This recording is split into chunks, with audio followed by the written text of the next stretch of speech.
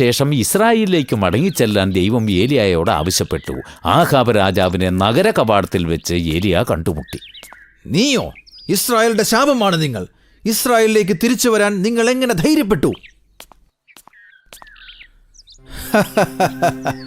നിങ്ങൾ കോപിക്കുന്നുവോ? നിങ്ങളുടെ ബാൽദേവൻ മഴ ഇതുവരെ തന്നില്ലേ? നിങ്ങൾ കാരണമാണിതെല്ലാം സംഭവിച്ചത്.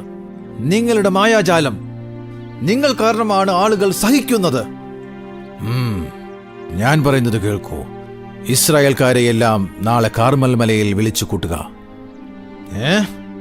ബാലിന്റെ എല്ലാ പുരോഹിതരെയും പ്രവാചകന്മാരെയും നിങ്ങൾ അവിടേക്ക് വിളിക്കണം. നിങ്ങൾ എന്താണ് ചെയ്യാൻ പോകുന്നത്? അതൊക്കെ നമുക്ക് നാളെ കാണാം.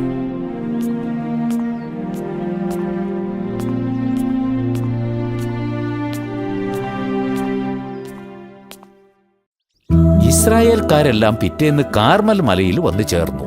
ബാലിന്റെ പുരോഹിതരും പ്രവാചകന്മാരുമെല്ലാം വന്നിരുന്നു. അവർ ഏകദേശം 850 പേരോളം ഉണ്ടായിരുന്നു.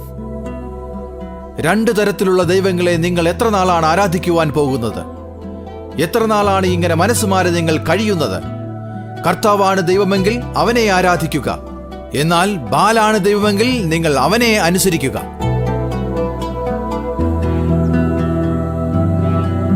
നമ്മൾ ചെയ്യാൻ പോകുന്നത് ഇതാണ്. കർത്താവിന്റെ പ്രവാചകനായി ഞാൻ മാത്രമേയുള്ളൂ. പക്ഷേ ബാലിന് 850 കൂടുതലും.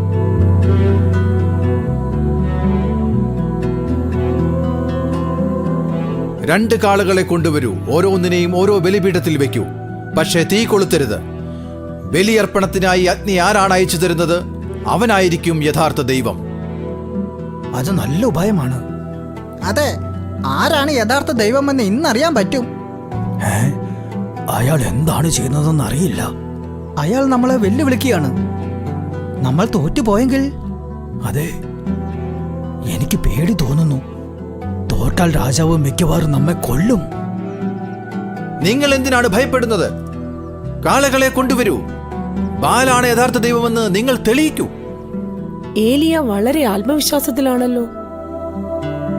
ബാലിന്റെ പുരോഹിതരെ നോക്കൂ, അവർ ഇല പോലെ നിന്ന് വിറയ്ക്കുന്നു.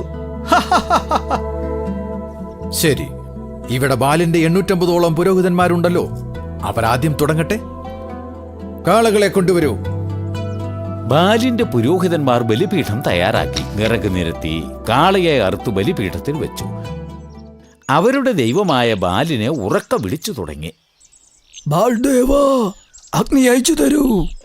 അഗ്നി അയക്കൂ. ബാൽദേവാ, അഗ്നി അയക്കൂ. അഗ്നി അഗ്നി അഗ്നി അയച്ചു തരൂ. അഗ്നി അഗ്നി അഗ്നി ബാൽദേവാ, അഗ്നി അഗ്നി അഗ്നി ബാൽദേവാ.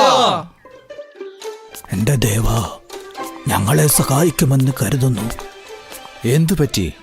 നിങ്ങളുടെ ദൈവം നിങ്ങളുടെ പ്രാർത്ഥന കേൾക്കുന്നില്ലേ? ഉറക്കെ വിളിക്കൂ.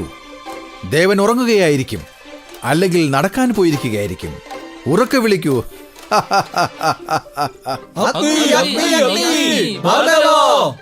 പുരോഹിതന്മാർ ബലിപീഠത്തിന് ചുറ്റും ഉറക്ക വിളിച്ച് നൃത്തം ചെയ്ത് ബാൽദേവനോട് യാചിച്ചു.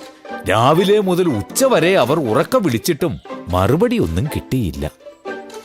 എന്തുകൊണ്ടാണ് നമ്മുടെ ദേവൻ അഗ്നി അയക്കാത്തത്? അത് ഇനി ബാൽ യഥാർത്ഥ ദൈവമല്ലാത്തത് കൊണ്ടാണോ? ഏലിയായുടെ ദൈവം അഗ്നി അയക്കുമോ എന്ന് നമുക്ക് നോക്കാം.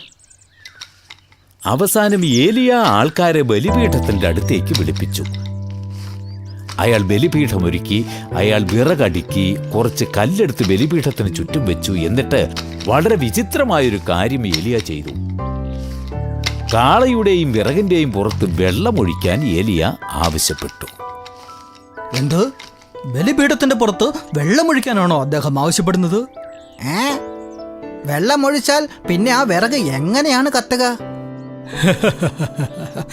അയാൾ വിഡ്ഢിയാണ്. ബാൽ നമ്മളെ സഹായിച്ചില്ലെങ്കിൽ എങ്ങനെയാണ് അയാളുടെ ദൈവം അഗ്നി അയക്കുക?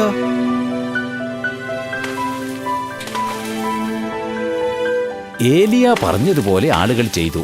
അവർ കാളയുടെയും വിറകിന്റെയും പുറത്ത് വെള്ളമൊഴിച്ചു. എല്ലാം വെള്ളം കൊണ്ട് നനഞ്ഞു.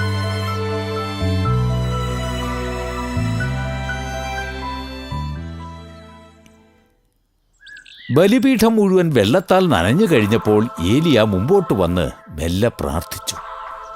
എന്റെ കർത്താവേ, അബ്രാഹത്തിന്റെയും ഇസഹാക്കിന്റെയും ഇസ്രായേലിന്റെയും ദൈവമേ, നീയാണ് യഥാർത്ഥ ദൈവമെന്നും ഞാൻ നിന്നെ അനുസരിക്കുക മാത്രമാണ് ചെയ്യുന്നതെന്നും നീ തെളിയിക്കൂ.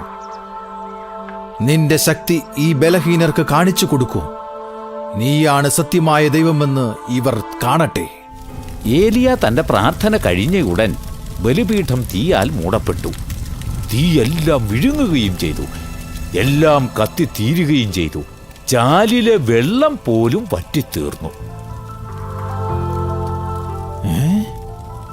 ഇത് കണ്ട് ആശ്ചര്യപ്പെട്ടു പോയ ആളുകൾ എല്ലാവരും സാഷ്ടാംഗം നിലത്തു വീണു. കർത്താവ് തന്നെയാണ് ദൈവം. കർത്താവ് അവൻ തന്നെയാണ് യഥാർത്ഥ ദൈവം. ക്ഷമിക്കൂ കർത്താവേ, നീ തന്നെയാണ് യഥാർത്ഥ ദൈവം. എന്ത്? എങ്ങനെയാണ് ഇത് സംഭവിച്ചത്? ഓടിക്കോ, ഓടി രക്ഷപ്പെട്ടോളൂ. ബാലിന്റെ പുരോഹിതരെ എല്ലാം പിടിക്കൂ. ഒരാളും രക്ഷപ്പെടരുത്.